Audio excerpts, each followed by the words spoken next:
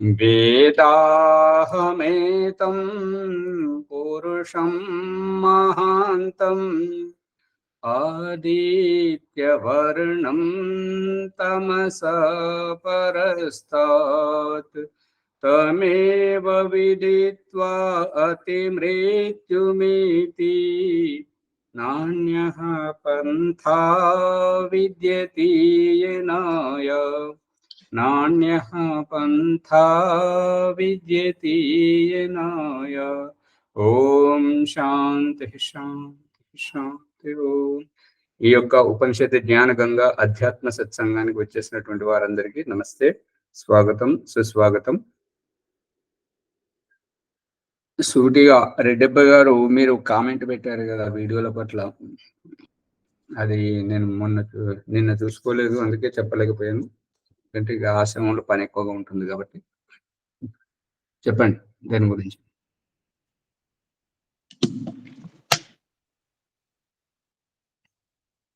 సరే, వారు చెప్పలేకపోతున్నారు. ఇంకేమైనా సందేహాలు ఉంటే అడగండి, లేదంటే ముందుకు పోదాం. ఆచార్యజీ, మీ సందేహం అర్థమైందా? నిన్నటిది ప్రశ్న అర్థమైంది ఆచార్యజీ. నేను తర్వాత 2-3 సార్లు చూశాను వీడియోని. ఓకే. ఆత్మ, పరమాత్మ, ప్రకృతి యొక్క గుణాలు చెప్పండి ఆచార్యజీ. అది తర్వాత వస్తుంది, ఇది ప్రసంగంలోది కాదు కదా. ఎందుకంటే త్రైత సిద్ధాంతం గురించి అడుగుతున్నారు. ఇప్పుడు అది ప్రకరణం అనుసారంగా వస్తే మళ్ళీ అక్కడ చెప్పకపోతే బాగుండదు. అక్కడ అది చెప్తుంది. మీరు రోజు వస్తున్నారు. ఇంకొక ప్రశ్న ఉంది ఆచార్యజీ, ప్రకరణానికి సంబంధించింది. కాలం ఎలా ఏర్పడుతుంది? ఇది వచ్చింది, 2 వీడియోలు వచ్చినాయి దీని గురించి. ఆయన ఇది తెలవడం ముఖ్యం కాబట్టి మరి వినండి. కాలం అనేటువంటిది భగవంతుని యొక్క వ్యవస్థలో పంచమహాభూతాల గుండా ఏర్పడినటువంటిది. ఈ పంచమహాభూతాలను కలపడం, ఆ పంచమహాభూతాలతోటి ఏర్పడేటువంటి స్థూల రూపంతోటి కాలం ఏర్పడింది. పంచమహాభూతాలు విడివిడిగా, ఇప్పుడు ఉదాహరణకు భగవంతుడు సృష్టిని చేయాలి అని అనుకున్నప్పుడు తను మాయా స్వరూపుడు, ఆ మాయా వ్యవస్థతోటి మాయా ప్రక్రియను ఏది చేయాలనుకున్నా ఈ యొక్క సుషుప్తావస్థలో, మూర్ఛావస్థలో ఉన్నటువంటి జీవాత్మలు గ్రహించట్లేదు. మరియు ఏవైతే ఏ ఆత్మల యొక్కనైతే ముక్తి కాలం పూర్తయిందో, స్వర్గంలో ఉండేటువంటి అవస్థ, వాటి యొక్క స్థితి పూర్తయిపోయిందో అక్కడ అవి కూడా అర్థం చేసుకోలేకపోతున్నాయి. ఎందుకు అర్థం చేసుకోలేకపోతున్నాయి అని అంటే, అవి ఈ సుఖము, ఆనందము, శాంతి వీటన్నింటితోటి తృప్తిపడి వస్తున్నాయి కాబట్టి వాటికి ఆ శాంతి మీద రుచి లేదు. ఈ యొక్క నీతి వాక్యాల మీద, ధ్యానం మీద, భగవంతుని సాన్నిధ్యం మీద ఏవి రుచి లేవన్నమాట. ఇప్పుడు తప్పిపోయి తల్లిదండ్రికి దూరంగా ఉన్నటువంటి పిల్లలు, చాలా కాలంగా ఉండి వస్తున్నటువంటి వారు తల్లిదండ్రుల పట్ల ఎటువంటి భావజాలంతో ఉంటారో, రోజు ఇంట్లోనే ఉండేటువంటి వాళ్ళు ఎటువంటి భావజాలంతో ఉంటారో చూడండి. ఆ వచ్చినటువంటి అతను చాలా భక్తి భావంతో తల్లిదండ్రులకు శ్రద్ధతో మాట్లాడుతూ, శ్రద్ధతో అన్ని చర్యలు, ఏదైనా నాకు చెప్పండి అమ్మా, నేను చేస్తానమ్మా, నేనున్నానమ్మా, నాన్న నేనున్నాను కదా, నాకు చెప్పండి అని ఈ రకంగా అంటుంటాడు. అదే రోజు ఇంట్లోనే ఉండేటువంటి ఏబా నేను చూసుకో, నాకు సమయం నేను వెళ్ళిపోతున్నాను, నాకు తెలియదు అని ఈ రకంగా అంటాం. గమనిస్తున్నారా నరేష్ గారు? గమనిస్తున్నా. ఈ విధంగా ఈ ఇంట్లో ఉండేటువంటి, ఈ స్వర్గంలో ఉండి వస్తున్నటువంటి ఆత్మ ఎందుకు గ్రహించట్లేదు భగవంతుని యొక్క సృష్టి వ్యవస్థను అని అంటే, భగవంతుని సాన్నిధ్యంలోనే ముక్తాత్మల సాన్నిధ్యం, పరమేష్ఠి మండలంలో ముక్తాత్మల సాన్నిధ్యంలో ఉండి ఆ ముక్తిని గురించి, సుఖం గురించి, ఆనందం గురించి, బ్రహ్మానందం గురించి ఆస్వాదించి తృప్తిపడి వస్తున్నది కాబట్టి మళ్ళీ అవే విషయాలు రుచించవు కాబట్టి గ్రహించట్లేదు. ఇక ఈ మూర్ఛలో, సుషుప్తావస్థలో, గాఢ నిద్రలో ఉన్నటువంటి వారికి, ఇప్పుడు మనం పడుకున్నటువంటి వాళ్ళని పిలిస్తే వారికి ఏమి వినపడదు, వారు నిద్రలో ఉంటారు కాబట్టి. అదే మూర్ఛ రోగంలో ఉన్న వారికి కూడా వినపడదు, క్లోరోఫామ్ ఇచ్చిన వారికి కూడా వినపడదు. ఎందుకు అంటే వారు ఒక పరాధీనతలో ఉన్నారు కాబట్టి. అందు గురించి వీరు గ్రహించారు కాబట్టి, వారు గ్రహించే విధంగా ఈ సృష్టిని చేయాలనుకున్నప్పుడు మరి ఎట్లా చేయాలి, వారు భౌతిక పరంగా చేయాలి కదా.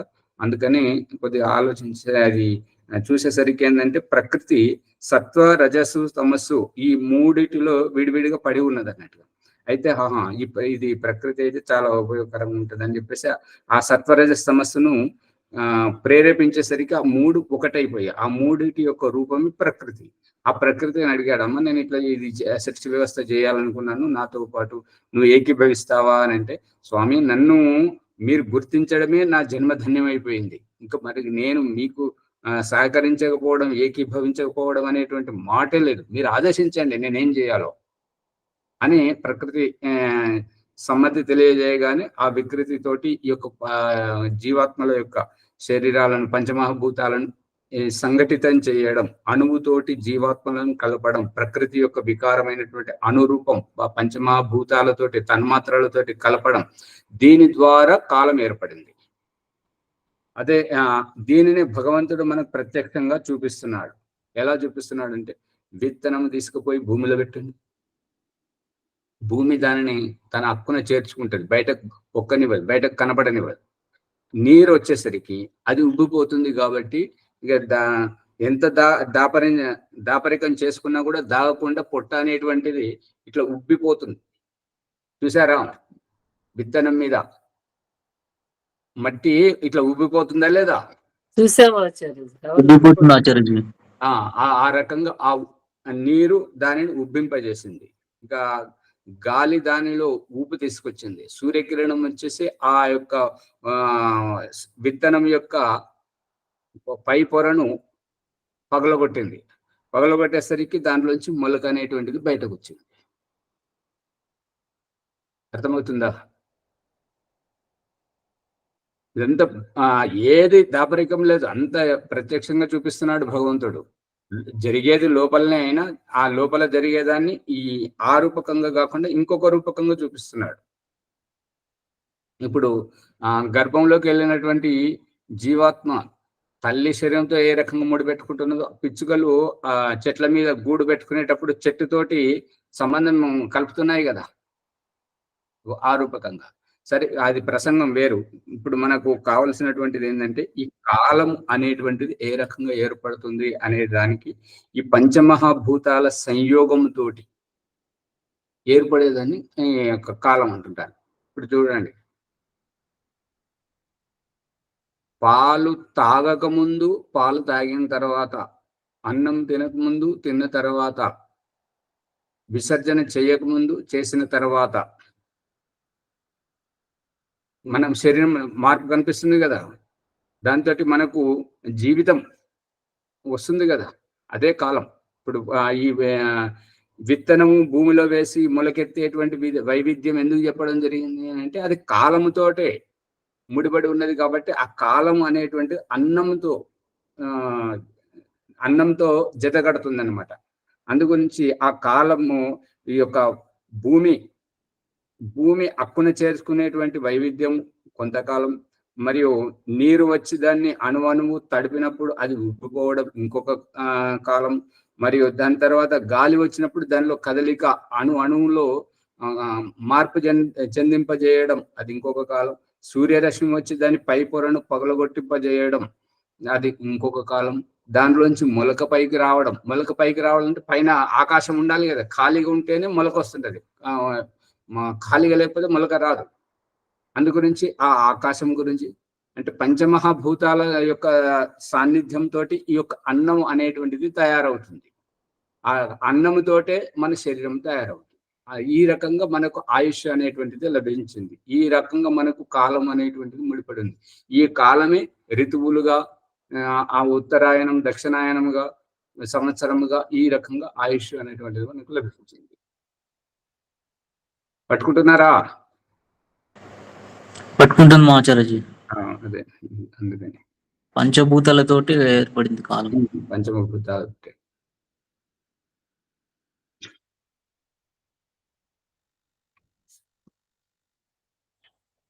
ఇప్పుడు శ్యామలయ్య గారు, మీరు ప్రయత్నం చేస్తున్నట్టుగా లేదు, ఏదో అవకాశం వచ్చింది కదా అని చెప్పేసి చెప్పడం, లోతుగా మొదలు పెడుతున్నారు.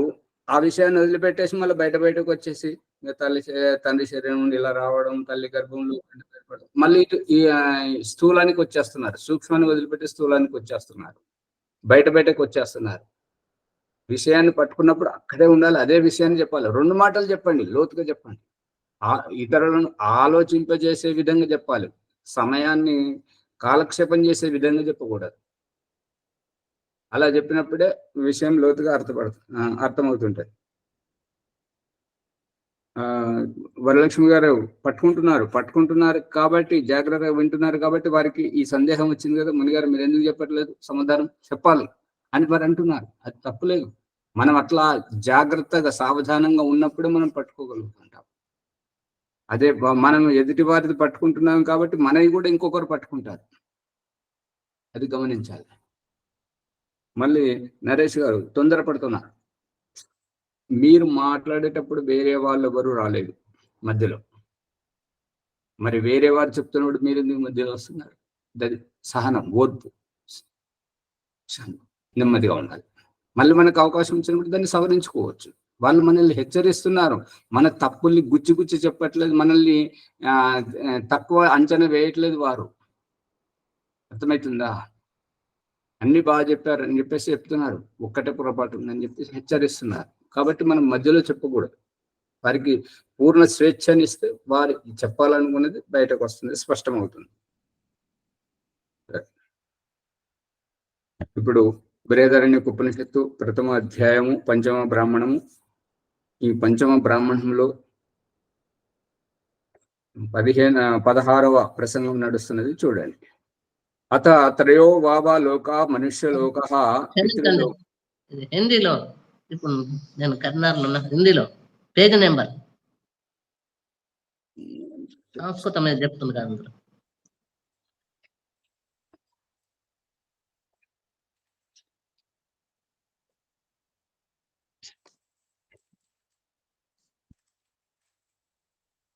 ఇది 717వ పుట.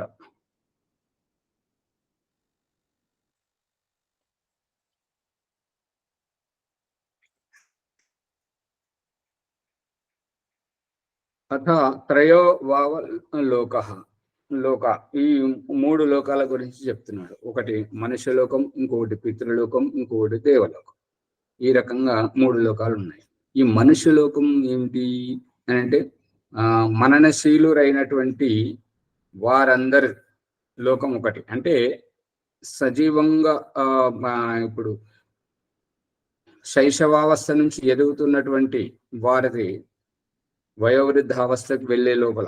ఇక ఈ పితృలోకము అనేటువంటిది అంటే, ఈ పితృలోకము అని అంటే ఎవరైతే తరింపజేయుట కొరకు కనువిప్పు కల్పిస్తున్నారో, జ్ఞానోదయం కలిగింపజేస్తుంటారో, మార్గదర్శనం చేస్తుంటారో, మనల్ని జ్ఞానవంతులను చేస్తుంటారో వారు పితరులు.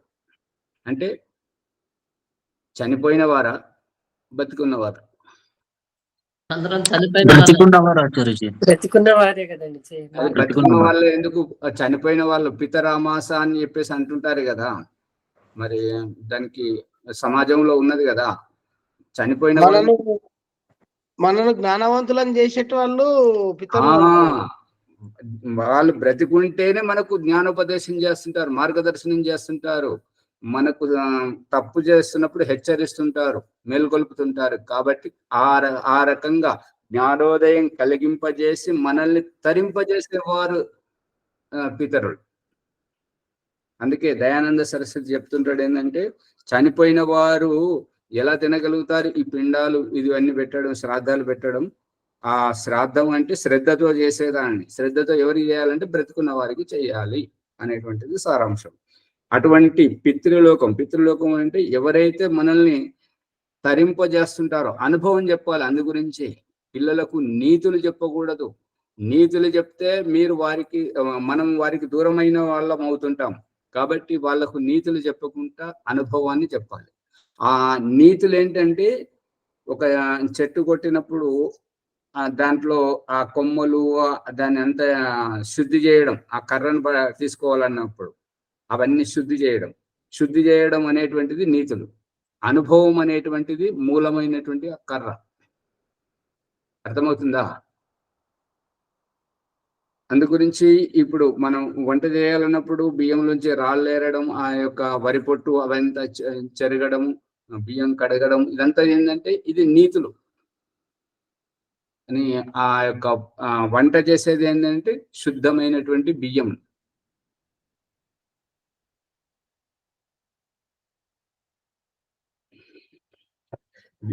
దేవలోక అంటే దివ్యమైనటువంటి ఆలోచన కలిగినటువంటి వారు. దేవో దానాద్వా. ఇప్పుడు ప్రసంగం వచ్చింది కాబట్టి చెప్తుంది. యజ్ఞము యొక్క అర్థం ఏంటంటే దేవ పూజ, సంగతికరణము, దానం. ఈ యజ్ఞం చేసేవారు రెండైతే చేస్తున్నారు, మూడవదాన్ని మర్చిపోతున్నారు. ఆ మూడవదే మన జీవితంను ముఖ్యంగా తరింపజేస్తుంటది. మనలోంచి అహంకారాన్ని చిదిమేస్తుంటది, మనలో అహంకారాన్ని తలెత్తనివ్వదు.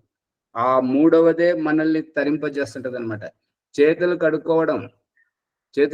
కడుక్కోవడం అంటే ఏంటి బాలాజీ గారు? నల్ల కిందికి పోయి నల్లిప్పుకొని చేతులు తడుపుకోవడం, చేతులు కడుక్కోవడం కాదు. చేతులు కడుక్కోవడం అని అంటే మనం సంపాదించినటువంటి ఏదైతే ధన సంపాదన ఉంటుందో దానితోటి సామాజిక వ్యవస్థలో సమాజంలో జరిగేటువంటి పనుల గురించి మనం దానం చేయడం. విద్వాంసులకే అనుకోండి, ఆశ్రమాలకే అనుకోండి, గోశాలలకే అనుకోండి, అనాథలకే అనుకోండి, లేదంటే పెళ్లి కాని ఆడపిల్లలకి వాళ్ళకు వివాహం చేయడానికి అనుకోండి, ఒక బావి తవ్వించడానికి అనుకోండి, ఆశ్రమాలకు ఈ చికిత్సాలయం గురించి అనుకోండి, ఎక్కువగా ఉపయోగపడేటువంటి ఆ రకంగా మనం సంపాదించినటువంటి సంపాదనలో 10% తప్పనిసరిగా మనం ఇవ్వాలి. ఇదన్నా మమ అనేటువంటి వైవిధ్యమే ఈ యొక్క యజ్ఞం యొక్క మూడవ అర్థం. దేవపూజ, సంగతికరణం, దానం. దేవపూజనేమో ఆహుతి, ఆ మంత్రానికి అనుసారంగా మనం ఆహుతులు ఇవ్వడం ఆ మంత్ర దేవతకు. ఇక సంగతికరణం అక్కడికి వచ్చినటువంటి పురోహితుడు, విద్వాంసుడు ఆయా మంచి విషయాలు తెలియజేయడం, మనకు జ్ఞానోదయం కలగజేయడం. మూడవది మనం సంపాదించినటువంటి శారీరక శ్రమ. ఈ రకంగా మనం ఆహుతి ఇవ్వడం మళ్ళీ తెచ్చుకోవడం, ఆహుతి ఇవ్వడం, తీసుకోవడం. ఈ రకంగా చేతి యొక్క రహస్యం ఏంటంటే మనం సంపాదించింది మనము త్యాగభావంతో మనం దారాదత్తం చేస్తుంటే, దానం చేస్తుంటే పాత్రలకు చేయాలి, అపాత్రలకు చేయొద్దు. ఎవరికైతే మనం ఎంతైతే శ్రమపడి మనం సంపాదిస్తున్నామో, మనం సంపాదించినటువంటి సంపాదన యోగ్యులకు చెందితే అది సద్వినియోగం అవుతుంటది, అయోగ్యులకు చేరితే అది దుర్వినియోగం అవుతుంటది. ఇంకొకటి ఏంటంటే మనకే హాని తలపెట్టేటువంటిది కావచ్చు. ఇప్పుడు ఏంటంటే ఒక తాగుబోతులకు, వ్యభిచారులకు వాళ్ళకి ఇచ్చామనుకోండి దానం అని చెప్పేసి, శ్రద్ధ అని చెప్పేసి ఎవరో కనబడితే వాళ్ళు కళ్ళు సారా తాగుతుంటుంటారు. చీకటి పడగానే ఆ మూల సంధి గోడ చాటుకొని మన మీదనే దాడి చేయొచ్చు. ఆ దాడి చేసేటువంటి కత్తి కొనడానికి మనమే డబ్బులు ఇస్తున్నాము, వాడికి బుద్ధి చెడిపోవడానికి, సారా తాగించడానికి మనము డబ్బులు ఇస్తున్నాము, వాడిని పని పాట లేకుండా దుబారాగా తిరగడానికి మనమే అలవాటు చేస్తున్నాం. ఎందుకంటే డబ్బులు వస్తున్నప్పుడు వాడు పని ఎందుకు చేస్తుంటాడు? భగవంతుడేమో ప్రతి ఒక్క మనిషి, ప్రతి ప్రాణి, మనుషులే కాదు, ప్రతి ప్రాణి యొక్క బ్రతుకు తెరువు యొక్క ఆజీవిక నిత్యావసరాలన్నీ ఇతరుల దగ్గర పెట్టాడు అనమాట. వేరే చోట పెట్టాడు. అక్కడికి వెళ్ళి నువ్వు శ్రమపడి సంపాదించుకొని దాన్ని అనుభవించు. అదే మనుషులలో అయితేనేమో కుల వృత్తుల పేరుతోటి బట్టలు ఒకరి దగ్గర, చెప్పులు ఇంకొకరి దగ్గర, అది తల వెంట్రుకలు కట్ చేసేవారు ఇంకొకరు, బట్టలు ఉతికేవారు ఇంకొకరు. మరి ఈ రకంగా కుల వృత్తుల పేరుతోటి గిన్నెలు, గిలాసలు ఇంకొకరి దగ్గర, నీళ్లు బావి తవ్వేవారు, బోరేసేవారు ఇంకొకరు. ఈ రకంగా మనం కూర్చుండే ఆసనము ఇంకొకరి దగ్గర. ఈ రకంగా కుల వృత్తుల పేరుతో వారి దగ్గరికి, వేరే వారి దగ్గర పెడితే వారి దగ్గరికి పోయి నాకు ఈ వస్తువు కావాలంటే దాన్ని చేయడానికి నాకు ఇంత శ్రమ పట్టింది కాబట్టి దానికి ఇంత తగిన మూల్యం చెల్లించడమే ఈ యొక్క కర్మఫల వ్యవస్థ. ఆ మూల్యం చెల్లించాలి అని అంటే నువ్వు శ్రమ చేయాలి. పురుషార్థం చేయాలి. ఇది భగవంతుడి యొక్క వ్యవస్థ.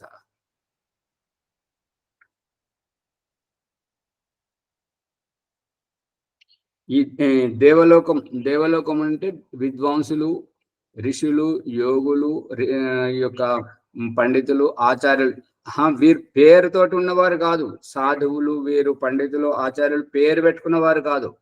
యోగ్యత కలిగినటువంటి వ్యవహారం చేసేవారు, జ్ఞానోపదేశం చేసేవారు, శాస్త్రాల చర్చ చేసేవారు, మరియు మానవ జీవిత ఉద్దేశం గురించి, తాను తపస్సు చేస్తున్నటువంటి దాన్ని పరిణామాన్ని చెప్పేటువంటి వారు, అటువంటి వారు విద్వాంసులు అనబడుతుంటారు. సోయం మనుష్యలోక, ఆ మనుష్యలోకం ఏ రకంగా ఉంటది, ఏమిటి అనేటువంటి విషయాన్ని చెప్తున్నాడు.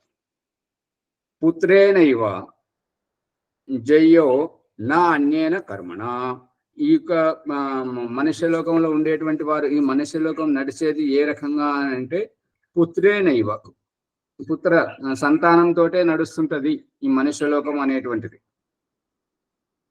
జయ్యో నా అన్యేన, ఈ పుత్రలోకాన్ని, ఈ యొక్క పుత్రుడు ఎవరు అని అంటే పున్నామ నరకం నుంచి తరింపజేసేవాడు పుత్రుడు. అందు గురించి ఈ పుత్రునితోటే వంశము నడుస్తుంటది. కాబట్టి అగ్నిహోత్ర ప్రకరణంలో దయానంద సరస్వతి అథర్వవేద మంత్రం నిన్న చెప్పుకున్నాం కదా, ఆస్యే బ్రాహ్మణాః స్నపంతి రవైరగ్ని రుదజంత్వాపహ అనేటువంటి ఈ మంత్రం యొక్క సారాంశాన్ని చెప్తూ ఏమంటున్నాడంటే, అజ్ఞాదానం చేయడానికి అగ్ని ఎక్కడికి వెళ్ళి వచ్చింది, అగ్ని అంటే ఏంటి అనే విషయాన్ని చెప్తున్నాడు అనమాట. బ్రాహ్మణ, క్షత్రియ, వైశ్యుల ఇంటి నుంచి అగ్నిని తీసుకొచ్చి అజ్ఞాదానం చేయమని చెప్తున్నాడు. అంటే ఇక్కడ అగ్ని కాదు, ఇక్కడ తెచ్చేది ఏది కాదనమాట. ఇక్కడ రహస్యం ఏంటంటే గృహాశ్రమమే యజ్ఞకుండము, గృహాశ్రమమే యజ్ఞకుండము, దంపతులే యజమానులు. ఆ అగ్నిని తీసుకురావడం ఏంటంటే వివాహం చేసుకొని ఉత్తర వేదిలో గర్భాధానం చేసుకొని ఆ గర్భంతో వచ్చినటువంటి మొట్టమొదటి సంతానమే వారసుడు, ఉత్తరాధికారి. కాబట్టి అతన్ని ఈ యొక్క ఇంటి లోపల అందరికి పరిచయం చేయడమే ఈ నామకరణ సంస్కారం రోజు. అందరిని పిలిచి పరిచయం చేయడం ఏంటంటే, ఇతడు మా అబ్బాయి, ఇతనికి మేము ఈ పేరు పెట్టాము అని చెప్పేసి పరిచయం చేయడమే అజ్ఞాదానం. ఇది మనుష్యలోకం యొక్క అజ్ఞాదానం. ఇది చెప్పాడు. ఇది అర్థం కాక ఇక అలా చేయలేని వారు, సంతానం కానటువంటి వారు, అసమర్థులు ఏం చేయాలి అని అంటే ఇంకా దీపం ముట్టించుకోండి అని చెప్పాడు. దీపం ముట్టించుకోవడం అంటే ఈ దీపం కాదు. ఏంటంటే మీరు వృద్ధావస్థలో మీకు తోడుగా ఉండాలి కదా, ముసలితనంలో చేతికి కర్ర కావాలి కదా నడవాలని అనడానికి. అందు గురించి మీ యొక్క ఆరిపోతున్నటువంటి మీ వంశాన్ని నిలబెట్టుకోవడానికి ఎవరినో ఒకరిని దత్తత తీసుకోండి అనేటువంటిది అభిప్రాయం. ఆ దత్తత విషయం, ఆ లోతైనటువంటిది అర్థం కాక అందరు దీపం ముట్టిస్తున్నారు ఆర్య సమాజంలో. ఈ ఆర్య సమాజంలో వైదికంలో దీపం ముట్టించమని 4 వేదాల్లో ఎక్కడ కూడా లేదు. ఈ అగ్నిహోత్ర ప్రకరణంలో, ఈ యొక్క అగ్నిహోత్ర ప్రకరణంలో దయానంద సరస్వతి అగ్నిహోత్ర ప్రకరణాన్ని పూనా ప్రవచనం, ఉపదేశ మంజరిలో మరియు ఋగ్వేదాది భాష్య భూమికలో యజ్ఞముల పేరుతోటి, సత్తర ప్రకాశం 3వ సముల్లాసంలో నిత్యాగ్నిహోత్రం ప్రకరణంతో అగ్నిహోత్రం ప్రకరణం ఎక్కడెక్కడ ప్రస్తావించారో అక్కడ దీపం ప్రసంగమే లేదు. కేవలం సంస్కార విధి ప్రకరణంలో, సామాన్య ప్రకరణంలో, అజ్ఞాదానం ఆ ప్రకరణంలో చెప్పాడనమాట. దీని రహస్యం. దాని వెంటబడి వెతుకుతుంటే అథర్వ వేద మంత్రం దానికి మూలంలో దొరికింది అనమాట. అందుకని ఈ యొక్క మనుష్యలోకం ఎట్లా నడుస్తుంటది అంటే పుత్రేనే సంతానంతో నడుస్తుంటది. తద్వారానే అతడు ఆ లోకాన్ని జయించిన వాడు అవుతుంటాడు. మగ సంతానం ఇప్పుడు ఈ మగ సంతానము, ఆడ సంతానం ఏది మంచిది అంటే అమ్మాయిని గుణవంతురాలు చేసి ఒకరి ఇల్లును ఉద్ధరించడానికి కన్యాదానం మనం చేస్తున్నాం. ఆ రకంగా మన గుణగణాలు ఇంకొకరింటికి పోతున్నాయి. వారిని పవిత్రం చేయడానికి, వారి వంశంను నిలపడానికి, వారి వంశంను ధరించడానికి. అదే కుమారుడైతే మన ఇంటిలోనే ఉంటాడు. వేరే ఇంటి అమ్మాయి మన ఇంటికి వచ్చి మన అబ్బాయితో జత కలిసి మన ఇంటిని ఉద్ధరిస్తుంటారు. అందు గురించి అబ్బాయి అనేటువంటి వాడు ఇంటివాడు, అమ్మాయి అనేటువంటిది పరాయి వాళ్ళ సొత్తు, వాళ్ళ ఇంటి గృహలక్ష్మి. అర్థమవుతుందా? అర్థమవుతుంది ఆచార్యజీ. మిగతా వాళ్ళంతా నిద్రపోతున్నారా? బాలాజీ గారు అర్థమవుతుందా విషయం లేదా? అర్థమవుతుంది సార్, అర్థమవుతుంది.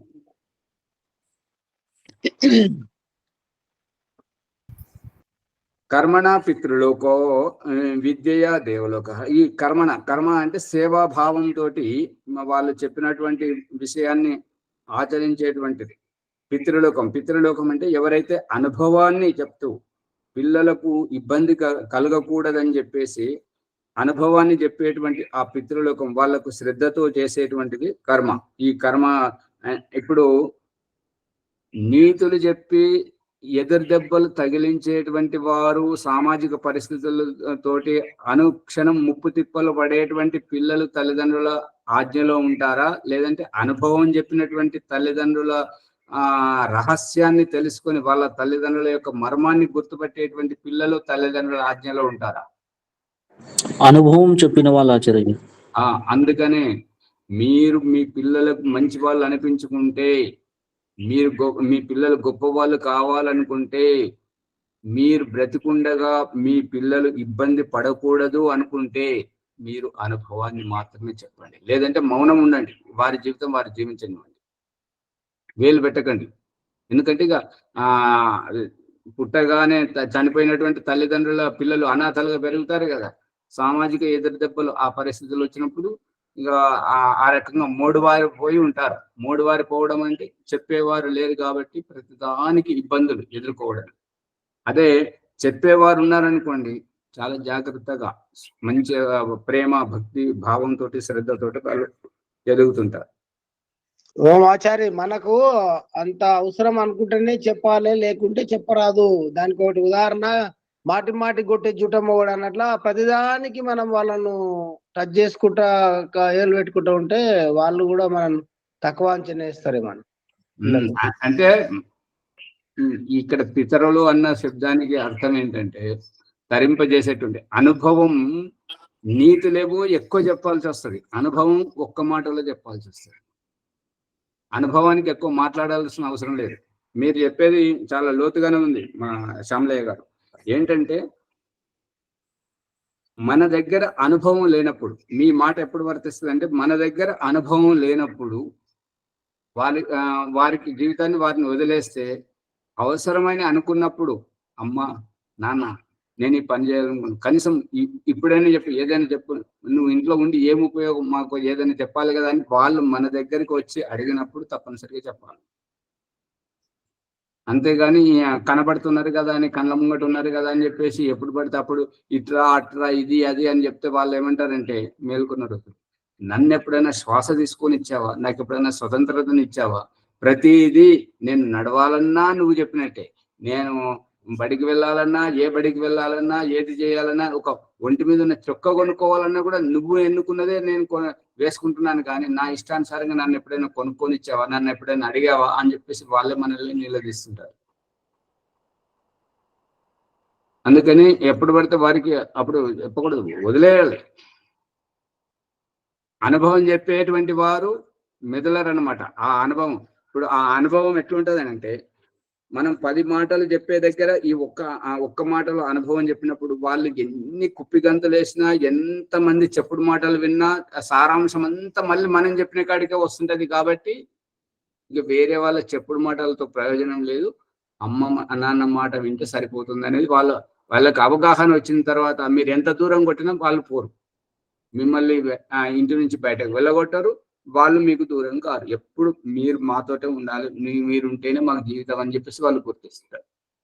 అప్పుడు ఈ ఫుట్పాత్ మీద ఉండేవాళ్ళు, ఈ అనాథాలయాల్లో ఉండేవారు, వృద్ధాశ్రమాలలో ఉండేటువంటి ఇవన్నీ అవసరం ఉంటాయా?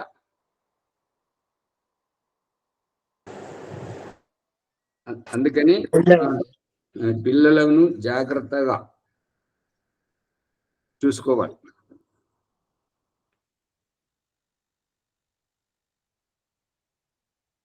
దేవలోక ఈ విద్య ఇప్పుడు విద్యతోటి జ్ఞానం చదువుకోవడం, ప్రశ్నించడం, ధ్యానం చేయడం, తర్కం చేయడం, ఈ విచార విమర్శ చేయడం, ఆ విద్వాంసులు విద్యతోటి నేర్చుకోవాలి. విద్వాంసులు కనబడితే నా నా నేను మంచిగా బతుకుతానా, నాకు ఉద్యోగం వస్తుందా, నాకు ప్రమోషన్ వస్తుందా, నా భాగ్యం ఎట్లున్నది చూడు, నా అదృష్టం ఎట్లుందని చెప్పండి. ఈ మూర్ఖత్వ పూర్ణమైనటువంటి సందేహాలు అడగొద్దు. మనకు కాలం విలువ తెలియాలి, జీవితం విలువ తెలియాలి. ఈ పుట్టడం ఏంటి, చావడం ఏంటి, ఆత్మ ఏంటి, పరమాత్మ ఏంటి, ఈ రోగాలేంటి, ఈ నొప్పులేంటి, ఈ యొక్క సామాజిక ఎదురుదెబ్బలేంటి, వీటి గురించి అడగండి. అడిగినప్పుడు వాళ్ళు విద్వాంసులు యోగ్యులైతేనేమో విసుక్కోకుండా సూటిగా చెప్తారు. ఇక సామాన్యమైనటువంటి వారే కేవలం వస్త్రధారణ చేసుకొని మస్తకాన తిలకం దిద్దుకునే వారైతేనేమో వాళ్ళకు యోగ్యతను బట్టి వాళ్ళు చెప్తుంటారు. కాబట్టి ఇక్కడ దేవలోకంలో దివ్యమైన వారు ఏ రకంగా అవుతారు అంటే విద్యను గ్రహించడం, విద్యను చదువుకోవడం, విద్వాంసుల సాంగత్యంలో తోటి ఆ రకంగా దేవతలు అవుతుంటారు, దేవలోకంలో ప్రవేశిస్తుంటారు. కాబట్టి సో దేవలోకోవై లోకానాం శ్రేష్ఠ, ఈ దేవలోకమే ఈ 3 లోకాలలో అన్నింటికంటే శ్రేష్టమైనటువంటిది. తస్మాత్ విద్యాం ప్రశంసంతి, అందుకే ఈ విద్యను ప్రశంసించడం జరుగుతుంటది. కొంతమంది ఏంటంటే ఒకసారి ఊరికి వెళ్దామని చెప్పేసి 2 దంపతులు వెళ్ళారనమాట. వెళితే బస్సు కోసం చూసి అలసిపోతున్నారు. ఇంతట్లోనే సర్ప్రైజ్ సరికి నిలబడ్డారనమాట.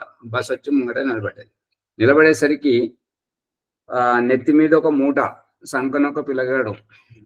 ఇక ఆ భర్త చుట్టూ తిరుగుతున్నాడు. చిన్నోడేడే అని అంటే, మీ పొట్ట కింద ఉన్నాడు అని అన్నాడు. అంటే ఆయనకు పెద్ద పొట్ట ఉన్నదనమాట. ఆ పొట్ట కింద నిలబడేసరికి కనబడలేదు. ఆ రకంగా పరిస్థితి అనమాట. అంటే మనం ఏదైతే వెతుకుతుంటామో అది మన దగ్గరే ఉన్నదాన్ని చూసుకోకుండా, గుర్తించకుండా, ఇప్పుడు ఎవరైతే విద్యా సంస్థలు, ఆశ్రమాలు తెరుస్తూ ఉంటుంటారో, ఆ ట్రస్టీలు ఎవరైతే ఉంటుంటారో విద్వాంసులను సద్వినియోగం చేసుకోరనమాట. చూడనట్టు వదిలేస్తుంటారు. వదిలేస్తే విద్వాంసులకి ఏమీ కాదు, వాళ్ళే నష్టపోతుంటారు.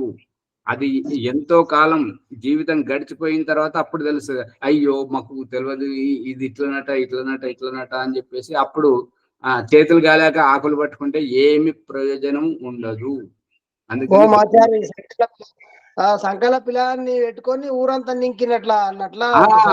అంతే అదే రహస్యం అనమాట. అందు గురించి మనము విద్వాంసుల సాంగత్యంలో ఉండాలి, మన అజ్ఞానాన్ని పోగొట్టుకోవాలి, విద్యావంతులం కావాలనేటువంటిది సారాంశం. అథాతః సంప్రతిర్ యదా ప్రైష్యన్ మన్యతే అవా పుత్రమాహ త్వం బ్రహ్మ త్వం యజ్ఞస్త్వం లోక ఇతి స పుత్రః ప్రత్యాహ అహం బ్రహ్మ అహం యజ్ఞో అహం లోక ఇతి. ఇక ఈ రకంగా 3 లోకాలను తెలుసుకున్న తర్వాత ఈ యొక్క దేవలోకం విద్వాంసులు, ఋషులు, మునులు వీరు ఆలోచించేటువంటి ఆలోచనలు సామాన్య జనులకు అందవు. కాబట్టి ఈ దేవలోకమైనటువంటిది శ్రేష్టమని తెలుసుకున్న తర్వాత విద్య సంసర్గంలోకి వచ్చేసి జన్మాంతరంతో వస్తున్నటువంటి అజ్ఞానాన్ని పోగొట్టుకున్నప్పుడు, మనకు కొంత కనువిప్పు కలుగుతున్నప్పుడు, జ్ఞానోదయం అవుతున్నప్పుడు, అటువంటి ప్రసంగంలో సంప్రతిర్ యదా ప్రైష్యన్, ఎప్పుడెప్పుడైతే మనకు విద్య జ్ఞానం కలుగుతూ ఉంటుంటుందో అప్పుడప్పుడు కనువిప్పు, ఆయా విధంగా కనువిప్పు కలిగినప్పుడు, ఓహో దీని రహస్యం ఇదా, అమ్మ అంటే ఇలా ఉంటుందా, నాన్న అంటే ఇలా ఉంటుందా, గురువు అంటే ఈ రకంగా, ఆత్మ అంటే ఇదా, జీవితం అంటే ఇదా, పరమాత్మ అంటే ఇదా, మోక్షం అంటే ఇదా అనేటువంటిది ఏ రకంగా మనకు అవగాహన కలుగుతూ ఉంటుంటే అటువంటి ఆయా సందర్భానుసారంగా మన్యతే అథ పుత్రమాహ, అటువంటి సందర్భంలో ఆ యొక్క అనుభవజ్ఞుడైనటువంటి తండ్రి తన కుమారునికి చెప్తున్నాడు అనమాట. పుత్రం ఆహ, పుత్రునితో అన్నాడు ఏమని అంటే, త్వం బ్రహ్మ, నీవు బ్రహ్మవు కావాలి, బ్రహ్మ అంటే జ్ఞానవంతుడవు కావాలి, నువ్వు గొప్పవాడివి కావాలని చెప్పేసి ప్రతి తల్లిదండ్రి తన కుమారుణ్ణి ఆశిస్తుంటారనమాట, గొప్పవాడివి కావాలని.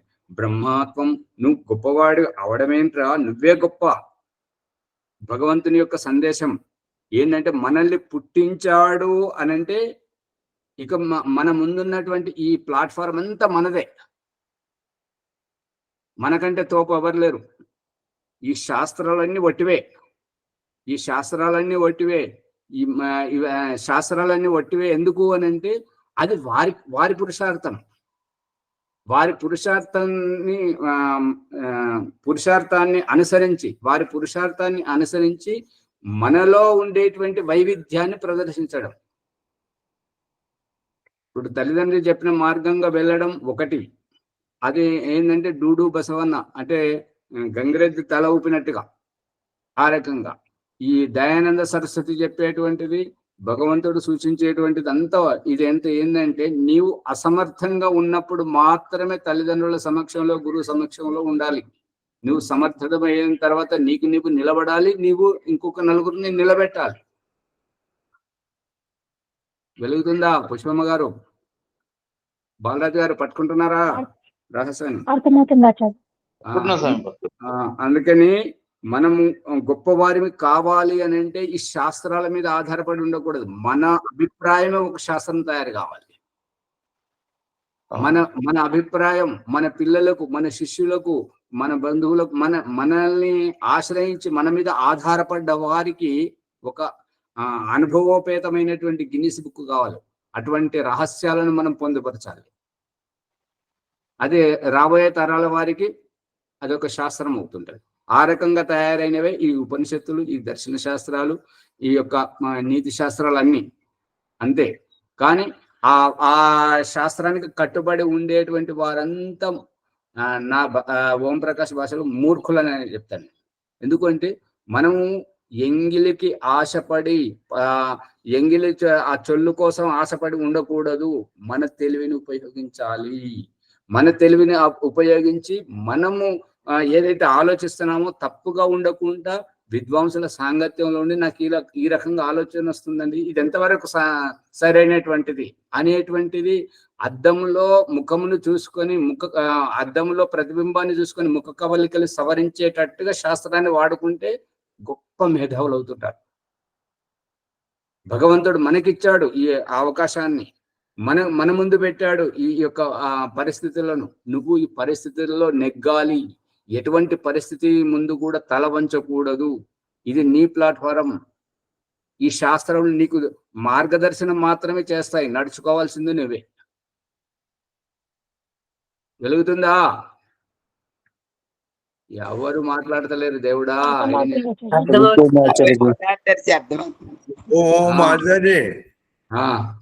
మీ వ్యాఖ్యానం లోపల ఒకవైపు శాస్త్రాలను ఖండిస్తున్నారు, రెండో వైపు శాస్త్రాలను మెచ్చుకుంటున్నారు. దేన్నమాల ఇప్పుడు అసమర్థ స్థితిలోనే మనం ఆసరగా చూపిస్తున్నాడు కదా భగవంతుడు.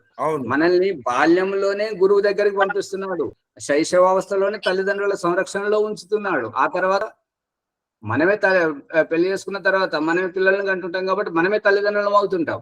మనం గురువు దగ్గర విద్య నేర్చుకున్న తర్వాత మనమే గురువులు అవుతుంటాం. అందుగురించి శాస్త్రం మనకు ఒక టార్చ్ లైట్ వంటిదే, మనకు దారి చూపెట్టేటువంటిదే. నడిచేది మాత్రం మనమే.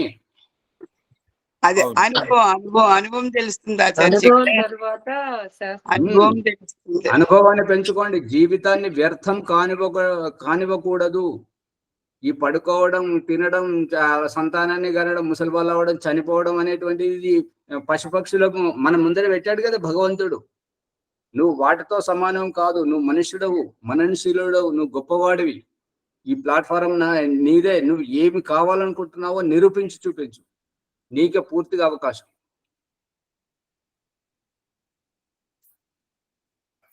విజయదుర్గమ్మ గారు అర్థమవుతుందా? శ్యామలయ్య గారు అర్థమవుతుందండి. అందు గురించి మనము అదే విధంగా అదే భావజాలంతో ఎదగాలి. మన పిల్లలకు అటువంటి మార్గదర్శనమే చెప్పాలి. యజ్ఞస్త్వం, నువ్వు ఒక యజ్ఞము. ఓ బిడ్డ, నువ్వు సామాన్యుడవు కాదు, నువ్వు బ్రహ్మవు కావాలి అనేటువంటిది. బ్రహ్మ కాదు, బ్రహ్మ అంటే జ్ఞానవంతుడు. ఇక మళ్ళీ రెండవ మాట ఏమంటున్నాడు? నువ్వు అవడమేంట్రా, నువ్వు బ్రహ్మవే. మళ్ళీ తర్వాత ఏమంటున్నాడు? బ్రహ్మత్వం యజ్ఞస్త్వం, నువ్వు యజ్ఞము అంటే నువ్వు ఎన్నో గుణగణాలతోటి ఒదిగించినటువంటి రత్నానివి అనేటువంటి అభిప్రాయం. యజ్ఞమును మనం ఎంత శ్రద్ధగానైతే చేస్తుంటామో సంతానాన్ని కనటము పెంచడం కూడా యజ్ఞమే. అప్పుడే మన బిడ్డ యజ్ఞం అవుతుంటాడు.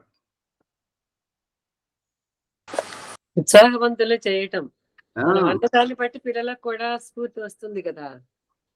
ఈ యొక్క ఏమంటారంటే ఈ ఓం ప్రకాష్ తండ్రి శరీరం నుండి రావడం, శుక్రాణువుగా రావడం, తల్లి శరీరంలో ఈ పిండ రూపం దాల్చుకోవడం, ఈ రకంగా పుట్టడం, ఆ బొడ్డుతాడు కోయడం, ఇదంతా చెప్తుంటే ఏంటంటే ఈయన అశ్లీలంగా చెప్తున్నాడు అని చెప్పేసి చాలా మంది భావించుకొని దూరంగా ఉంటున్నారు. అటువంటి వారికి ఈ సందేశం ఏంటంటే గర్భాధానమే ఒక యజ్ఞము, విశిష్ట యజ్ఞం. ఆ పుట్టబోయేటువంటి సంతానమే యజ్ఞం యొక్క ప్రసాదము. ఆ సంతానంతో మనం కలిసి జీవించేటువంటిదే యజ్ఞ సువాసనతోటి పరిమళం. ఆచారి ఉన్నది ఉన్నట్లు చెప్పకపోతే కూడా అర్థం కాదు కదా ఆచారి. అందుకనే ఉన్నది ఉన్నట్టు చెప్పడం అంటే అనుభవం చెప్పడం అంతే. అవును, తిప్పి తిప్పి చెప్పడం, నీతులు చెప్పడం. ఉన్నది ఉన్నట్టు అంటే ఉన్నది అందరికీ తెలుస్తానే ఉంది. సూటిగా చెప్పేది ఏంటంటే మొహం మీద కొట్టినట్టు ఉంటది అన్నమాట. బాలాజీ గారు పట్టుకుంటున్నారా? పట్టుకుంటున్నాం. అందుకని దూరం ఉన్న వాళ్ళు వెనక నుండి యూట్యూబ్ లో విని ముచ్చరించుకుంటూ కామెంట్లు పెడుతున్నారు. వాళ్ళ అభిప్రాయం ఓం ప్రకాష్ వరకు చేరేటట్టుగా ప్రయత్నిస్తున్నారు. అంటే మంచిదే కదా. అంటే వాళ్ళ అభిప్రాయమే తప్పు అని తెలుసుకున్నప్పుడు అంతకంటే మించింది ఇంకేం కావాలి చెప్పండి.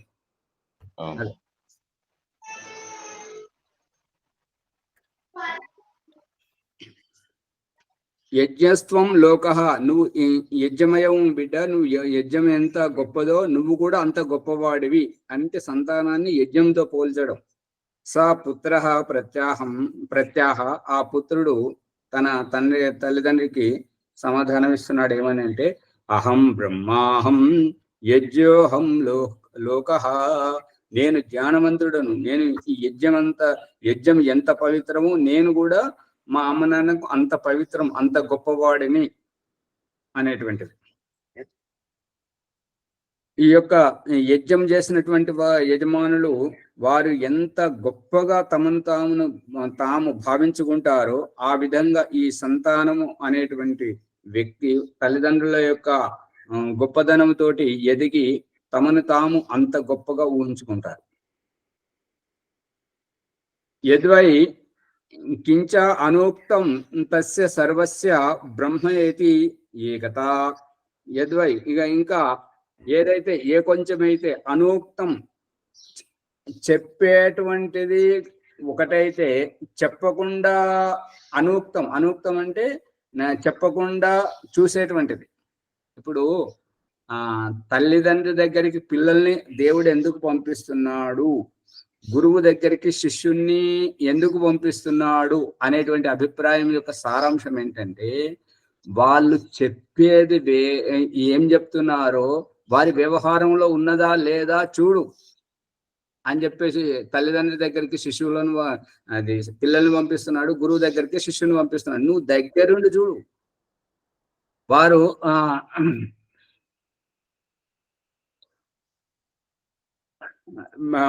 వారు ఏదైతే చెప్తున్నారో అది ఆచరిస్తున్నారా లేరా?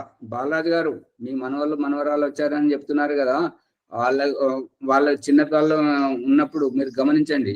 వాళ్ళకి ఏదైనా చెప్తే అర్థం కాకపోతే గుడ్ల పగించి ముఖంలో ముఖం పెట్టి చూస్తారు. గమనించారా? గమనించాను సార్. ఎత్తుకున్నా కూడా ముఖంలో ముఖం పెట్టి కళ్ళలో కళ్ళు పెట్టి చూస్తారు. మన దగ్గర విన్న మాటలే మళ్ళీ వాళ్ళు నేర్చుకుంటారు. ఆచార్య నేర్చుకుని చెప్తున్నారు. సాక్షిభూతంగా చూడండి అమ్మ నాన్న ఏం చెప్తున్నారో, వాళ్ళు ఏం ఆచరిస్తున్నారో.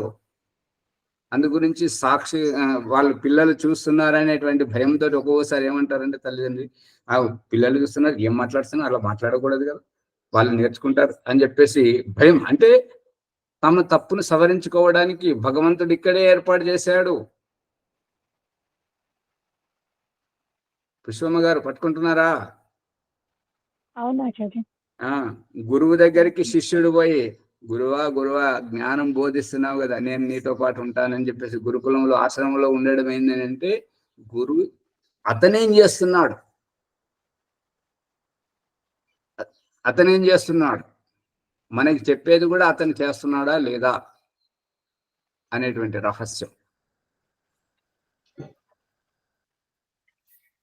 మరి సమయం పరిగెత్తుకుపోతుంది, మనం సమయం యొక్క పరిధిలో ఉండాలి కాబట్టి మీరు ముందు వస్తలేరు, అందుకే సమయం దాటేసి ముంగటికి వస్తున్నారు. ఓం ఆచార్య యజ్ఞం చేపిస్తారా? యజ్ఞం చేయాలి కాబట్టి ప్రసంగాన్ని ఇక్కడిని ఆపేద్దాం. నేను తెలుసుకున్నాం. యజ్ఞం కోసం సిద్ధంగా ఉండేటువంటి వాళ్ళు ఏర్పాటు చేసుకోండి. మిగతా వారు ఇవాళ ఎవరికి సంధ్యోపాసన చేయించారు. ఆచార్య మీరు ఈ పుస్తకం చదివితే అర్థమైంది. ఎపిసోడ్ ను లైక్ చేయండి, షేర్ చేయండి, సబ్స్క్రైబ్ చేయండి, పక్కనున్న గంట సింబల్ నొక్కండి. మీకు ముందు వచ్చేటువంటి వీడియోలన్నీ మీకు అందుబాటులో ఉంటాయి. ఓం ఆచార్య పేజ్ నెంబర్ ఎంత ఈ రోజు దాంట్లో? 717. 717. నాకు అదే దొరకలేదు, ఇక్కడ పెట్టుకున్నాము, వచ్చింది. తర్వాత తీసుకున్నాం, సమయం అయిపోతుంది. ఇవాళ యజ్ఞం చేయాలి కదా ముని గారు. ఉమాచార్య సంధ్యోపాసన నాదే ఈ రోజు. సంధ్యోపాసన చేపిస్తారు. నమస్తే అండి. సంధ్యోపాసన బ్రహ్మయజ్ఞము. ఓం అమృతో వస్తర నమసి స్వాహ. ఓం అమృతా పితా నమసి స్వాహ. ఓం సత్యం యసః శ్రీర్మై శ్రీ శ్రైతాం స్వాహ. కంట వినిపిస్తుందండి, లేకపోతే మానేయమంటారా?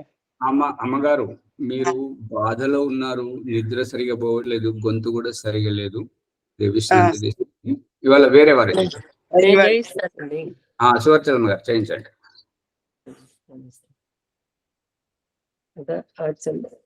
ఓం అమృతోపస్తర నమసి స్వాహ. ఓం అమృతాభిధా నమసి స్వాహ. ఓం సత్యం యస్య శ్రీర్మయి శ్రీతిశ్రయతాం స్వాహ. ఓం శన్నో దేవీరభిష్టయ ఆపో భవంతు పీతయే సంయోరవిస్రవంతు నః. ఇంద్రియ స్పర్శ మంత్రాలు. ఓం వాక్ ఓం ప్రాణః ఓం చక్షుః ఓం శ్రోత్రం ఓం నాభిః ఓం హృదయం ఓం కంఠః ఓం శిరః ఓం బాహుభ్యాం యశోబలం ఓం కరతలకరపృష్ఠే ఓం భూః పునాతు శిరసి ఓం భువః పునాతు నేత్రయోః ఓం స్వః పునాతు కంఠే ఓం మహః పునాతు హృదయే ఓం జనః పునాతు నాభ్యాం ఓం తపః పునాతు పాదయోః ఓం సత్యం పునాతు పునః శిరసి ఓం ఖం బ్రహ్మ పునాతు సర్వత్ర. ఓం భూః ఓం భువః ఓం స్వః ఓం మహః ఓం జనః ఓం తపః ఓం సత్యం. సంజన మొదటి అంశం అవుతుంది. రెండవ అంశం ఓం రితం చ సత్యం చ భీతా తపసో చ జాయత తతో రాత్ర జాయత తతః సముద్రోర్ణవః సముద్రాదర్ణవాదది సంవత్సరో అజాయత అహోరాత్రాణి విదదద్విశ్వస్య మిషతో వసి. సూర్యా చంద్రమసౌ దాతా యదా పూర్వమకల్పయత్ దివం చ పృథివీం చ అంతరిక్షమదో స్వః. ఓం శన్నో దేవీరభిష్టయ आपो भवन्तु पीतये संयोरविस्रवन्तु नः। मनसा परिक्रम मंत्र। ॐ प्राचीदिगग्निरधिपतिरसितो रक्षितादित्य इषवः तेभ्यो नमो अधिपतिभ्यो नमो रक्षत्रिभ्यो नमः ऋषिभ्यो नमः येभ्यो अस्तु योऽस्मान् द्वेष्टियं वयं द्विश्वस्तं वोजम्भे दद्मः। दक्षिणादि इन्द्रोऽधिपतिः स्थिरस्थिराजे रक्षिता पितर इषवः तेभ्यो नमो अधिपतिभ्यो नमो रक्षत्रिभ्यो नमः ऋषिभ्यो नमः एभ्यो अस्तु योऽस्मान् द्वेष्टियं वयं द्विश्वस्तं वोजम्भे दद्मः। प्रदीचि दिक्वरुणोऽधिपतिः पृदाको रक्षिता नमिषवः तेभ्यो नमो अधिपतिभ्यो नमो रक्षत्रिभ्यो नमः ऋषिभ्यो नमः एभ्यो अस्तु योऽस्मान् द्वेष्टियं वयं द्विश्वस्तं वोजम्भे दद्मः। उदीचि दिक्कु सोमोऽधिपतिः स्वजो रक्षिता शनिरिषवः तेभ्यो नमो अधिपतिभ्यो नमो रक्षत्रिभ्यो नमः ऋषिभ्यो नमः एभ्यो अस्तु योऽस्मान् द्वेष्टियं वयं द्विश्वस्तं वोजम्भे दद्मः। ध्रुवादिक्कु विष्णुरधिपतिः कल्माषग्रीवो रक्षिता वीरुद इषवः तेभ्यो नमो अधिपतिभ्यो नमो रक्षत्रिभ्यो नमः ऋषिभ्यो नमः एभ्यो अस्तु योऽस्मान् द्वेष्टियं वयं द्विश्वस्तं वोजम्भे दद्मः। ऊर्ध्वादिक्कु बृहस्पतिरधिपतिः श्रित्रो रक्षिता वर्षमिषवः तेभ्यो नमो अधिपतिभ्यो नमो रक्षत्रिभ्यो नमः ऋषिभ्यो नमः एभ्यो अस्तु योऽस्मान् द्वेष्टियं वयं द्विश्वस्तं वोजम्भे दद्मः। उपस्थान मंत्र।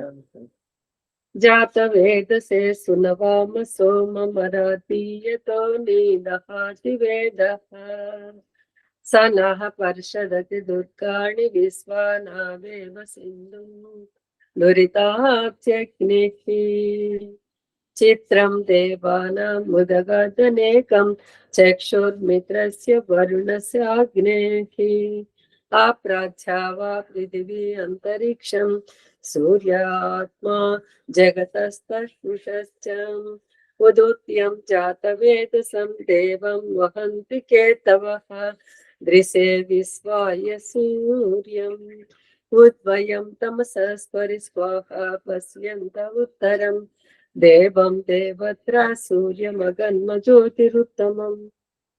రెండో ప్రకరణం పూర్తయింది.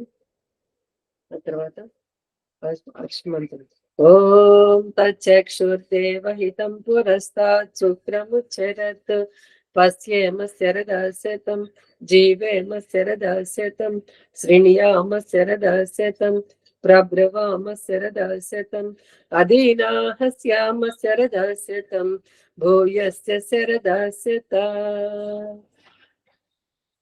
सिन्नो देवी रविष्टय आपो भवन्तु पीतये संयोरविस्रवन्तु नः। ॐ भूर्भुवस्वः तत्सवितुर्वरेण्यं भर्गो देवस्य धीमहि धियो यो नः प्रचोदयात्। हे జగదీశ్వరాదయ్యా నిదే మీ అనంత కృప వలన జప ఉపాసనాది కర్మలను ఆచరిస్తున్న మేము ధర్మ అర్ధ కామ మోక్షముల చతుర్విధ పురుషార్థముల సిద్ధిని ఈ జన్మ ఎందు సంప్రాప్తించుకుందుముగాక। ఓం నమ శంభవాయ చ మయ భవాయ చ నమ శంకరాయ చ మయస్కరాయ చ నమ శివాయ చ శివతరాయ చ। ఓం శన్నో దేవి రవిష్టయ ఆపో భవంతు పీతయే సంయోరవిస్రవంతు నః. అది బ్రహ్మయజ్ఞ వైద్య సంజోపాసన. ధన్యవాదాలు. యజ్ఞం ఎవరెవరు చేస్తున్నారు?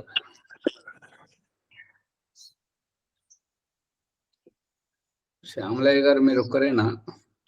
అవును స్వామి, నేను ఉన్నా, మా భార్య కూడా లేదు, ఆమె ఊరిపోయింది, నేను చేస్తున్నాను. అయితే మామూలుగా ఇప్పుడు ఆశ్రమంలో కూడా చేయాలి కదా, మళ్ళీ అక్కడ తాండూరుకి వెళ్ళాలి. స్వామి వస్తారా మీరు అక్కడికి? నేను రాలేను స్వామి, తెలియదు నాకు విషయం, తెలియదు స్వామి.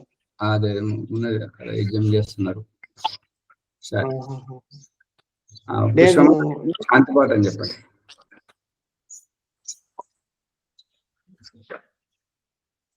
శాంతి పాఠం.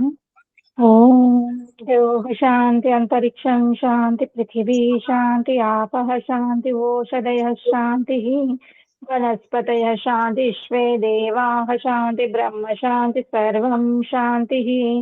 శాంతిరేవ శాంతి సామా శాంతిరేధి. ఓం శాంతి శాంతి శాంతి. ఓం నమస్తే ఆచార్య. సర్వేభ్యో నమో నమః. అందరూ ఈ వీడియోని లైక్ చేసి షేర్ చేయండి, సబ్స్క్రైబ్ చేసుకోండి. ధన్యవాదాలు ఆచార్య.